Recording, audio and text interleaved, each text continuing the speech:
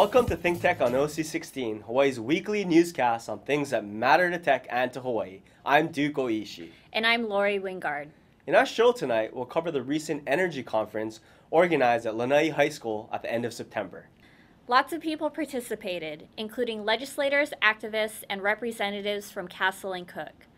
What does it all mean, and what did it show? Alberta DeJetley, farmer, newspaper publisher of the Lanai Today Monthly, and entrepreneur picked us up and showed us around. We saw a few things in Lanai City before the conference began in the afternoon. You know, with the $1 million homes, the Manele and all this, you know, condos or luxury homes going up, somehow you needed to balance things, right? You need to balance. So Hawaiian homes, 50 acres of it, what I heard is like a balance thing, you know. It's not only for the rich and famous, it's for, you know, we was the only island, I believe, didn't have Hawaiian homes. So Mr. Murdoch opened the door and we were blessed. He gave the land. Yeah, he gave the land. He granted the land. So we have the no windmills on lana'i sign, and then the wind power for lana'i signs. Oh, here's the wind power. The wind power signs are coming up. This is keep lana'i green. Wind power to keep lana'i green. Uh-huh. So it's sort of evenly balanced now. People argue about it? We used to. We've all agreed now to respect each other's differences. But you can see there are still a lot of vacant lots in the Hawaiian homes. I'd like to think that they want to come to Lanai, but there are no job opportunities for them. We have 2,000 people. Some say 2,000, some say 3,000. We know our school's population is declining, so we have less than 550 students. People have told me that they think maybe between 300 and 400 people have moved within the last 2 years. The job market has been very, very bad on Lanai, and even people who are working are not working 40-hour weeks. Their time has been cut. This is Dole Park, so I think the thing that makes our community so special in Hawaii is our town square. We're the only community with a real center that's a park, so all of our community festivals take place in this park. The kids come and they do their football and they do their baseball, and there's a Saturday market is here, so it really is the heart of our town. Yeah. So you have any specific feelings about the wind farms? I don't like it. Ah, okay. It's scary, but at the same time, you know, that's work too. It's kind of, it's mixed feelings, you know. One, we need work. One, we need renewable energy, but at the same time, the beauty of the land, you know, so it's so much to weigh down. Yeah. How's the job market on Lanai now? None. How do you feel about the wind issue? The wind issue, well, if you ask me my own opinion, I think I'd rather see it being constructed, because not only because we can save green energy, but it help our economy as well. You know, put people back to work, and maybe I can get me a job there too. We're with Hawaii Energy. I'm Dave Middlestadt. This is Helen Y. and Helen Ohashi. Okay. We're all here, ratepayer-funded organization providing energy efficiency options, rebates, and other things to the state. Okay, are you participating in the program, or are you just going to observe it? We are participating.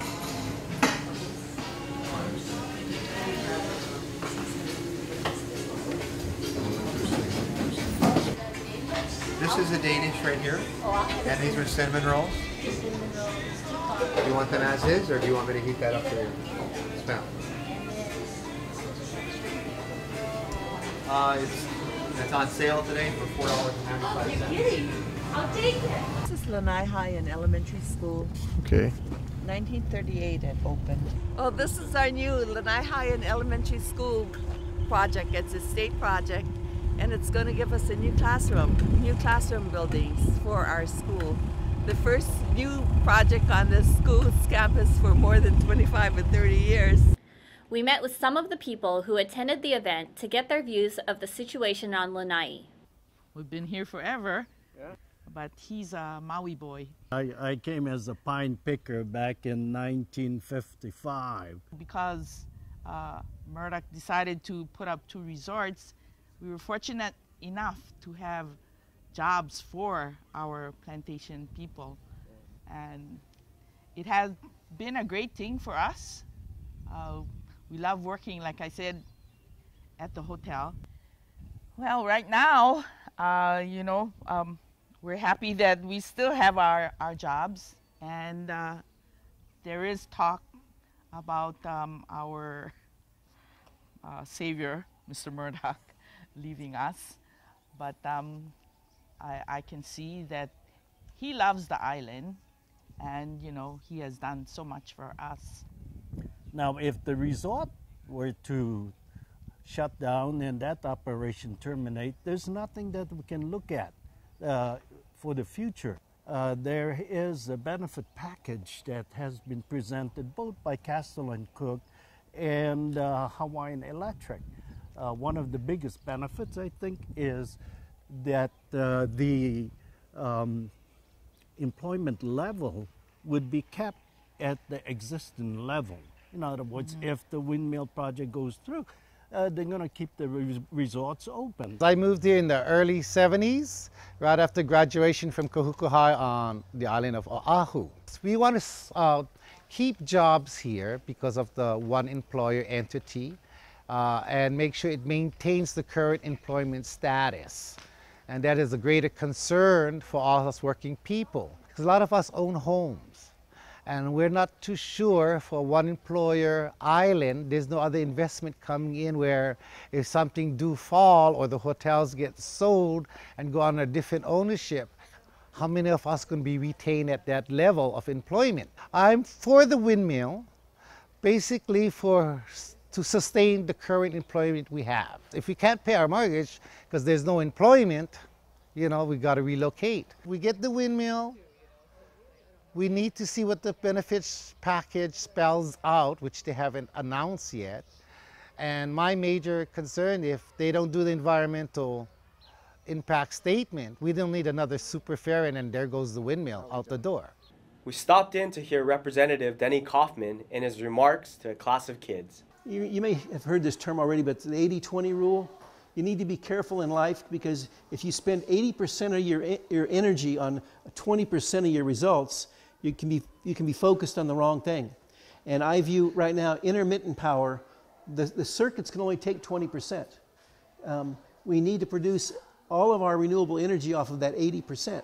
So we need to switch our focus from intermittent power to the firm power, and that is geothermal. And I know there are geothermal resources on the Big Island. There are geothermal resources available on Maui. There could maybe possibly be some here. It's been 35 years since we really evaluated where these geothermal resources are and what's available. And I'd kind of like to hear from you what some of your opinions, your thoughts about putting windmills up on your island, wind generators. How many are you for big wind?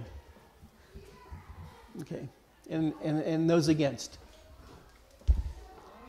And how many of you want to get more information?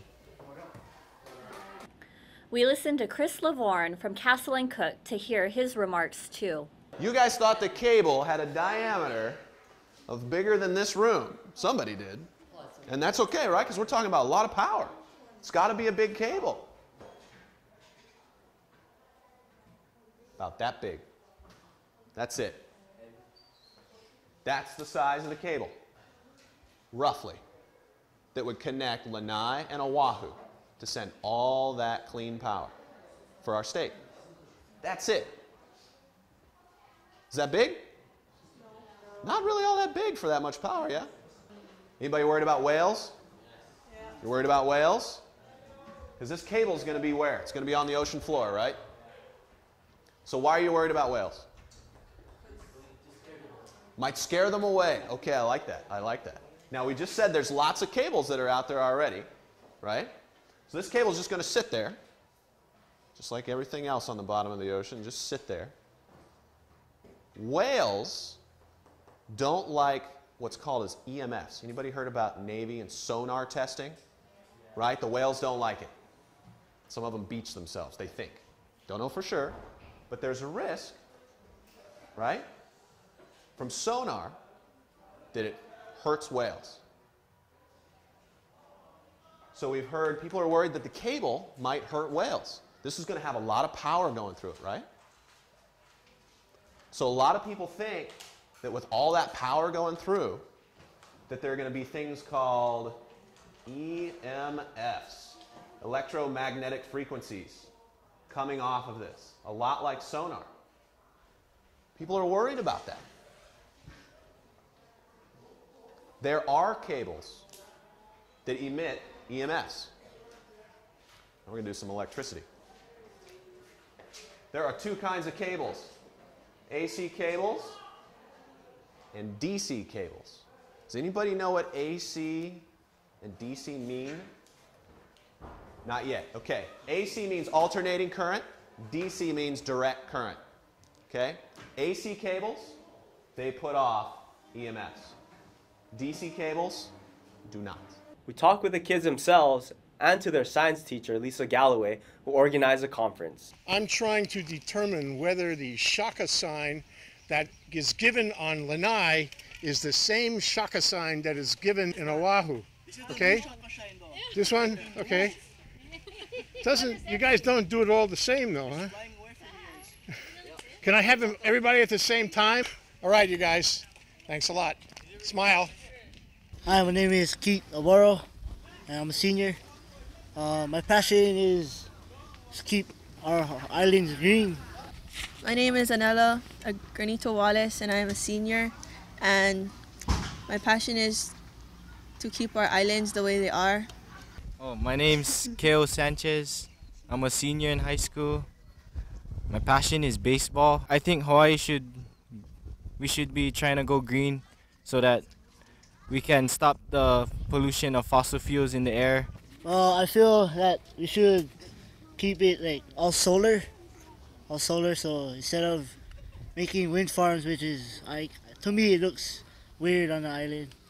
Oh, I think we should combine them with fossil fuels so that it's always flat, the line, it doesn't curve. How do we mix up the fossil fuel part and the solar part? I think first we gotta find a way for store the energy in like batteries or something so that we can produce the energy and we can use it at any time. So what's going to happen to Lanai? Anybody have a sort of perception of how it's going to be when you get out of school, how it's going to be in like 5 years? I think it's going to be the same. No change? No, not in that amount of time. Yeah, okay, I changed my question. All right, 10 years. Probably just people going to be walking instead of using their cars. Because the gas is too expensive? Yeah. How about the power? Go to sleep early. Lisa Galloway. Yes, Lisa Galloway. I'm a science teacher here. Okay, Biological wow, and environmental sciences. And you're the one who set up the program today? I set up my students set up the energy event, yeah. Okay, why? You know, our community is kind of divided about the wind farm issue, and I wanted to make sure, and the students did too, that we did our best as a school to educate people about what they don't know about energy. You invited a lot of people from off Lanai. Absolutely. So this is really not so much in the school, this is in the public eye. Yeah, that was the point. Everybody comes to Lanai sees that we could be potentially the greenest little land on the planet, and we can because we have a company instead of many, and we have a small, passionate community instead of a million people. So you'll do it again? Yeah, with some changes, but yes. Next year in the spring, I think, you know, that school's job is to educate not just the kids, but everybody, and for the kids to share that up and down and all around. So it's a lot of extra work, but it's my responsibility. I'm an environmentalist. That's what I want to do. You know, alternative energies is really a way that we can start heading in the right direction. We need to start creating jobs that will be, you know, sustaining into the future. When we have areas like here on Lanai, where it's one of the most windiest areas in the world, we have to take advantage of it. We need to be innovative. We need to bring new technologies to the hands of our children so they can feel it, dive into it, feel excited about it, and know that there's possibly a future for them to stay where they're at. This is probably the most expensive place for electricity in the United States. What the residents pay here for electricity and gasoline is outrageous, and if we can find a way to make it cheaper for them to live, they'll stop taking money out of their pocket and start putting money in their pocket. There's been a lot of misinformation that's been out there. Jason and I have been coming over to Lanai. We have a large membership of members here. Even our own members, we've had to educate them. We spoke with a waitress a couple weeks back, and she was afraid of the ground shaking. She was afraid of hearing loud noises coming from the windmills, and you know, we recommended that she come over to Maui and stand under a windmill on Maui and really listen. The people here on Lanai need cheaper energy, and if it's in an area where they're not going to see it and it's not going to make a huge impact, I think they need it. They really do. After the conference, the track team left for a meet on Maui, and we talked to their coach. Okay, now, who's going to win this race? That was my cross-country team who's going to go to complete in Maui this weekend at the MIL meet number 3. I have 20 kids traveling. What they do is they leave the school at 1 o'clock, catch a 2 o'clock ferry, go to Maui, a 45 minutes ride on the boat ferry, pick up rent-a-cars, and then drive over to Galloway, sleep in a gym, and then their meet is not until tomorrow morning. So it's really a true road trip for our students here at Lanai High Elementary School. It's just a meet right now, and hopefully some qualify for the state championships, which will be ML championships will be at the end of the month, and the state championships will be on Maui. Athletics is a given for our kids to have opportunities to leave this island at some point. This is their 3rd road trip this month, and for cross country, they have 5 road trips. After a while, it takes a toll on our community and on their parents. Think about it, 5 road trips, overnight stays, and the school takes care of the transportation and so forth, but parents still have to come up with the money to feed the kids. We had a few minutes with Alberta DeJetley to learn what motivates her in her unceasing efforts to do good work for the people of Lanai. You have to think outside of the box, because if you keep thinking the same way, we're just going to be in the same place. And I'm looking at the children that we saw earlier today at school. What kind of jobs can we create here for them? And if I don't do my part in trying to create these jobs, what will it be like for them 10 years from now? What will life be like on Lanai 15 years from now? I want them to have a future on this island, because this is one of the nicest communities in Hawaii to live in. Don't you worry, though, that this windmill thing is going to somehow pull the rug out from under? What I mean is, if the windmill thing doesn't happen, for one, either because the people don't like it or because some other energy source eclipses it from some other part of the state, then Lanai will have the rug pulled out from under it. We can't just stop and do nothing. There is a chance now, especially now that the military is talking about doing photovoltaic at Pearl Harbor. That will be a huge concern for Lanai, because if they do photovoltaic there, they're not going to need our wind power. Where will Lanai be? But we can't sit still and wait for the windmill, or wait for geothermal, or wait for whatever. We need to be working at ways of diversifying and strengthening our economy now, because what we're doing now will be impacting us 3, 4, 5 years from now. If we did nothing 3, 4, 5 years from now and the windmills don't happen, well, we have nothing. So we don't want to sit still. We need to keep moving forward. And you know, a few days ago in the Star Advertiser, I saw that Lanai's tourism count was up, and that they estimated that we earned $59 million more last year than the previous year. So that's a really positive sign for what's happening with our resort community. People love coming to Lanai. They say there's nothing to do, but the families are coming to Lanai, And they're using it as a time to regroup, recharge, real family togetherness time, which is what lana'i is all about. Mm-hmm. Well, you're in the center of it. You're in the center of these initiatives. And I just know that after you finish your commercial kitchen, you'll be on with something else. And as much as anyone in all of Lanai or the whole state, you'll be here to save the place.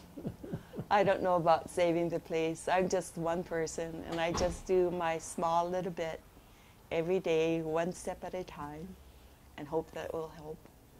Thank you, Alberta. Oh, you're welcome. Our conclusion after seeing Lanai and visiting the energy conference at Lanai High School is that things are not simple for the people of Lanai on the wind issue. There are people and kids on both sides of the issue, and neither side seems predominant. They want to preserve the sweet life in Lanai, but are worried that to do so will undermine the declining jobs available at the hotels there, and thus their ability to support themselves. At the same time, they're not clear on exactly what the wind turbines will be like, or how the turbines will actually affect their lives. And this would signify that there is a fair amount of misinformation about that on Lanai. The situation in Lanai is not the same as it is in Molokai, where tourists are not particularly welcome. In Lanai, tourists are very welcomed as a sole source of income there. At the same time, Lanai is in the same place on resisting any plan by which a wind farm could be built on their island for the benefit of Oahu. It's troubling to see the neighbor islands unwilling to participate in statewide projects where they are called to help the people of other islands. And it's troubling to see the people of Lanai in such contention with David Murdoch, who has undeniably provided them with huge and generous benefits over the years. Lanai is certainly at a tipping point, whether the people there realize it or not. If they don't consider viable options, like renewable energy to sustain the economy in Lanai, they run the risk of having the hotel sold or closed, leaving them with still fewer jobs. Lanai is also at a tipping point because other clean energy options are emerging on other islands, which may eat Lanai's lunch and foreclose its wind option altogether. If utility-scale geothermal is developed in Maui, for example, it may supplant any interest anyone may have in developing wind on Lanai or Molokai. And if utility-scale photovoltaic is developed in Oahu, as is suggested by the recently announced SEMPRA project, that too may supplant any interest anyone may have in developing wind on Lanai or Molokai. These are not the indicia of a proud and productive state, but rather a state that would prefer to have only one of its islands develop as an urban economy and pay the bills, and have the rest of its island move into an economic backwater. In the 21st century, this is hardly tenable and clearly unsustainable. We are in a moment of history where Hawaii's islands must come together or lose the strength they once had by being together. It is regrettable that our islands seem to be shoving off from each other, divided by issues like super ferry and wind. Smitten by self-interest, they don't care about their brethren and just want to be left alone. If the people of Lanai want to isolate themselves the way that Molokai has, that option is certainly available to them. If the people of Lanai want to oppose and delay the construction of scalable renewables there in the same way that Molokai is doing, that option is also available to them. But in the end, whether the people of Lanai know it or not, they're playing with fire. If wind doesn't happen on Lanai for whatever reason, life there will change, and that change will not be for the better. We hope the people of both Lanai and Molokai consider their options carefully, that they educate themselves about these issues, and find a way to preserve what they like about their neighbor island life. Likewise, we hope the people in all the islands take a page out of this story and realize that we're an island state rather than a state of islands, and that one neighbor island, or even two, should not be in a position, or think that they are in a position, to oppose a proper implementation of settled state policy.